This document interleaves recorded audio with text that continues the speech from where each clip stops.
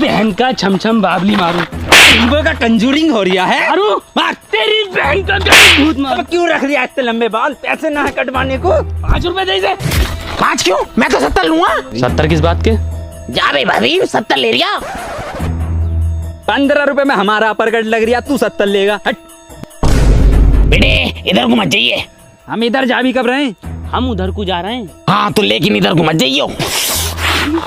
इधर को क्यों जाएंगे हम जब हमें इधर जाना है? बहुत अच्छी बात है जो इधर को जा रहे हो, लेकिन इधर को मत जाइयो।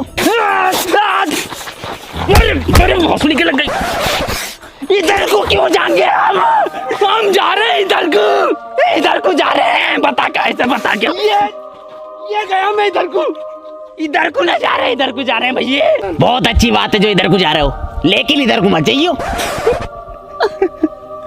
सुतरी के हम घर को ही जा रहे हैं, खत्म कर। सही है जो घर को जा रहे हो, पर गलती से इधर को मत जाइयो।